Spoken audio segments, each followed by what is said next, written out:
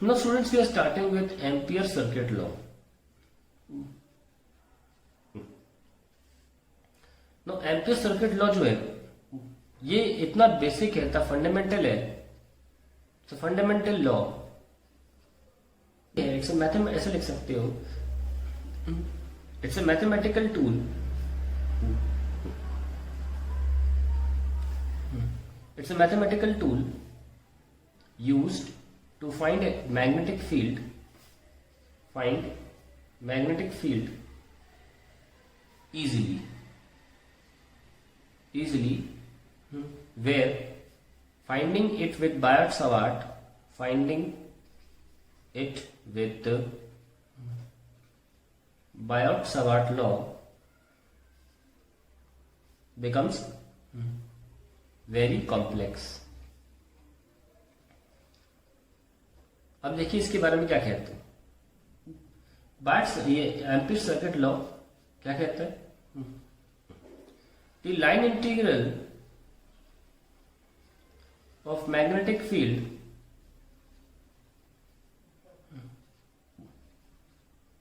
Is equal to magnetic field in a closed path, या in a closed loop भी बोल सकते हैं आप, मर्जी है आपकी. In a closed loop is equal to magnetic permeability times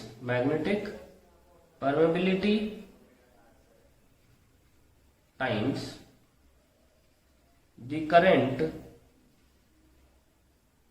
threading the loop. और थ्रेडिंग द लूप का मतलब क्या होता है हिंदी में, ब्रैकेट में आसान भाषा में बताऊं, क्रॉसिंग थ्रू द लूप. और इस बात से कोई फर्क नहीं पड़ता कि लूप से करंट किस तरीके से क्रॉस हो रहा है, किस एंगल से क्रॉस हो रहा है, कैसे भी क्रॉस हो सकता है. तो इसको एक डायग्राम का रूप देते हैं,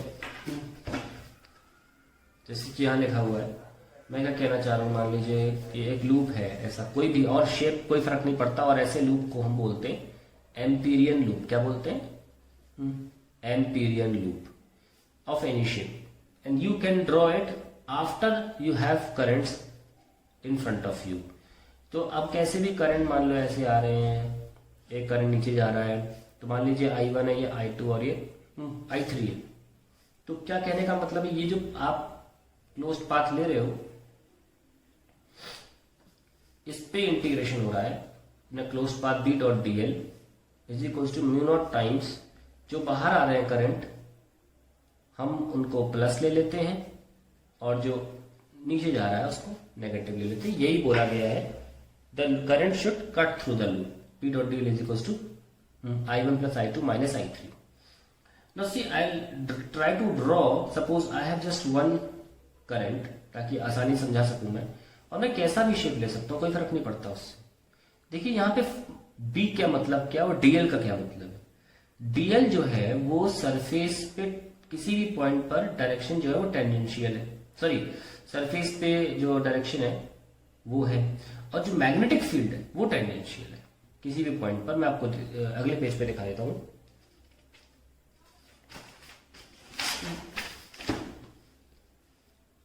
Now I'll actually try to show you what is actually B dot DL and why we are taking a dot product. See, you can take any loop of any shape and see इस तार की वजह से यहाँ पर जो magnetic field होगी वो कैसी होगी. देख लीजिए, इस वायर के हम बहुत पार निकाल चुके हैं. आप चाहे तो ये वाला मेथड यूज कर लीजिए, ऐसे वाला है ना, तो ये अंदर जा रहा है, ठीक है. तो इस तरफ होगी मैग्नेटिक फील्ड B, और ये टर्न ले रहा है ना, ये डायरेक्शन होगी आपके DL की. तो ये एंगल थीटा हो गया B और DL के बीच में. Okay, so we are taking B dot DL.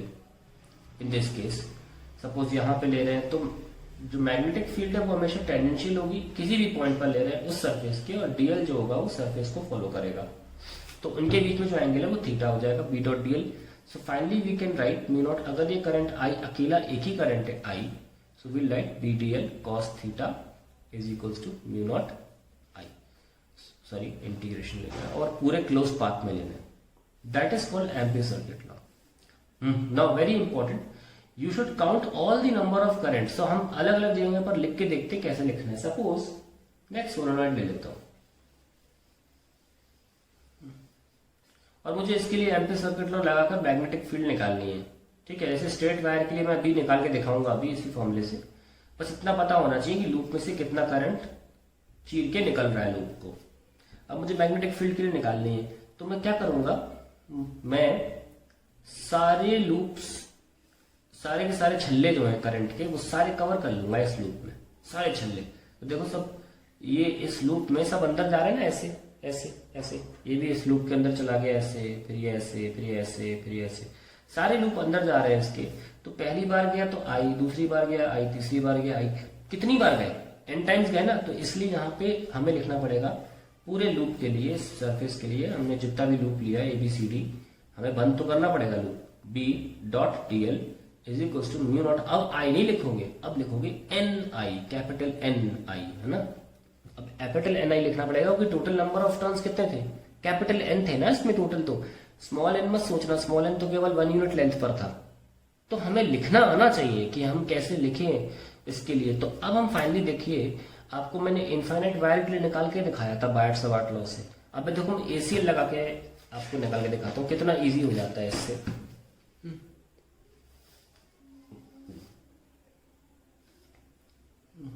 ये देखिए, मान लो आपने लूप बना लिया और एक करंट इसमें से निकल रहा है, आई करंट है। आपको इसकी वजह से क्या निकालना है, मैग्नेटिक फील्ड निकालनी है to a infinite length of wire. So we have B.dl is equals to mu naught, और केवल एक करंट गया आई। अब जब फर्क ही नहीं पड़ता कि, और किसी एक डिस्टेंस पर निकालना, मान लो वो डिस्टेंस जो है वो A है। अब जब फर्क ही नहीं पड़ता कि वो पाथ कैसा हो, बस से कोई फर्क नहीं पड़ता पाथ कैसा होगा, आप कैसा भी पाथ ले लो क्लोज हो जाएगा, काफी है। तो क्यों हम रैंडम लूप लें, हम सर्कुलर ना ले लें ऑफ रेडियस A, जैसा कि हमने गॉसियन सरफेस में भी किया था कि हम कोई भी सरफेस ले सकते हैं, पर हम लेते क्या है वो जिसका फॉर्मूला पता हो। तो हमने सर्कुलर लूप ले लिया, हमें तो किसी भी शेप के लूप से बस बंद करना है वायर को। तो B.dl अब बढ़िया हो गया म्यू नॉट आई। सर्कुलर लूप में से ये हो गया कि अगर यहाँ पे हम देखते हैं कि B भी टेंजेंशियल होगी और DL भी इसी रास्ते पर जाएगा, तो यहाँ पे थीटा जो होगा वो हमेशा 0 रीड होगा। So we can write PDL cos 0 is equals to mu naught आई।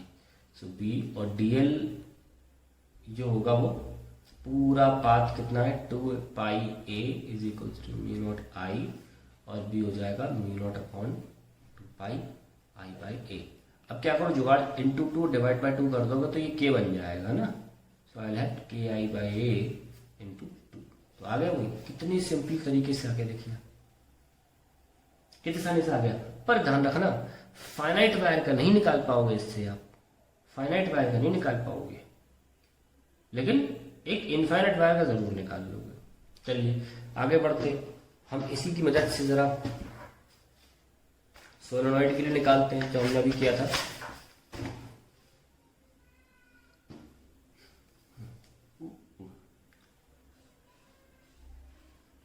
छोटा सा बनाएंगे, ज्यादा जरूरी नहीं है बड़ा बनाना, हम कर चुके हैं ऑलरेडी। लीजिए, तो अब सोलेनॉइड का ये एक्सिस है, हम इसके फील्ड निकाले तो हम क्या करेंगे, हम देखो इस लाइन के इधर सिमेट्रिक है तो ऐड नहीं कर देना B1 प्लस B2, ऐसा नहीं होता ना। तो कोई एक तरफ निकालना ही मैग्नेटिक फील्ड होती है सोलेनॉइड की। तो इसीलिए हमेशा जो हम लूप बनाते हैं वो कोई एक तरफ बनाते हैं, वो ये इधर भी सिमेट्रिक है, फील्ड तो हर जगह सेम ही होगी। ऐसा नहीं होता ना कि यहाँ पर मैग्नेटिक फील्ड होगी वो इसकी प्लस इसकी होगी, ऐसा नहीं होता है। यहाँ पर मैग्नेटिक फील्ड सिर्फ इस पोर्शन की वजह से होगी और यहाँ पर इसकी ऐड नहीं हो जाएगी, इस वजह से इस वाले आधे पोर्शन की वजह से यहाँ फील्ड ऐड नहीं हो जाएगी। इसीलिए हम लूप एक तरफ बनाते हैं और उसमें जो मैग्नेटिक फील्ड निकलती है उसको final magnetic field of solenoid मानते हैं। खैर हमारा लूप जो है वो ABCD है और हम B.dl का इस्तेमाल कर रहे हैं और उसमें n टाइम्स करंट गया है। ठीक है, चलिए अब ये लूप जो है वो स्क्वायर फॉर्म में या रेक्टेंगल है, तो A से B ले लीजिए, B.dl, B से C, इस तरीके से है ना, इसलिए हमें लेना पड़ा तो तोड़ के B.dl प्लस C से D B dot D L plus D से A, B dot D L is equals to mu naught capital N I. ना नोटिस करते हो कि बी भी इधर है, हमको पता है कि मैग्नेटिक फील्ड इस डायरेक्शन में होती है। अगर हम मान लो एंटी क्लॉकवाइज ले रहे है ना, अगर हम एंटी क्लॉकवाइज ले लेते हैं तो मैग्नेटिक फील्ड मेरी तरफ हो जाएगी।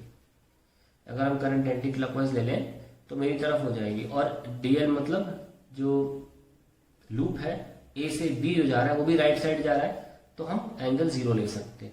देखिए आप चाहते तो करंट क्लॉकवाइज भी ले सकते थे, तो बी इधर होता और डी इधर होता, तो cos 180 ले लेते, लेकिन इससे कोई फर्क पड़ेगा हमारे आंसर नहीं, फिर भी बी तो बी रहेगा ना, मैग्नेटिक फील्ड तब भी रहेगी।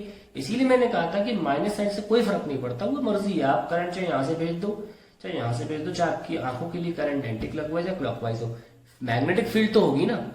तो इसीलिए आप चाहें तो इसमें 180 लगा सकते हैं, चाहे cos 0 लगा सकते हैं, उससे कोई फर्क नहीं पड़ता। हम cos 0 लगा रहे हैं, ठीक है, तो बी डीएल cos 0, यहां देखो ये बी इधर होगा और ये डीएल इधर जा रहा है, 90 डिग्री हो गया 0। बाहर जो मैग्नेटिक फील्ड होगी वो लूप के अंदर के सामने ना के बराबर है, तो ये निगलेक्ट के कारण 0। यहाँ भी देखो 90 डिग्री, क्योंकि मैग्नेटिक फील्ड ऐसे घूम के ऐसे आएगी, तो मैग्नेटिक फील्ड ऐसे जा रही होगी, डीएल ऐसे है, तो अभी भी 90 है, तो ये भी 0 is equals to mu naught N I. No magnetic field inside the solenoid more और लेस कांस्टेंट रहती, तो मैग्नेटिक फील्ड जो है वो इंटीग्रेशन के बाहर आ सकती है। डीएल का लेंथ हो जाएगा L is equals to mu naught N I. चलो आपका आंसर आ गया mu naught N I by L, और number of turns upon length होता है नंबर ऑफ टर्न्स पर यूनिट लेंथ, ये लो। तो इनफाइनाइट सोलेनोइड के लिए हमने मैग्नेटिक फील्ड निकाल दी। इसमें भी हम एम्पीयर सर्किट लॉ से फाइनाइट सोलेनोइड के लिए नहीं निकाल सकते। आप लिमिटेशन देख सकते हैं, लेकिन जितना ये काम कर रहा है वो बेहतरीन है।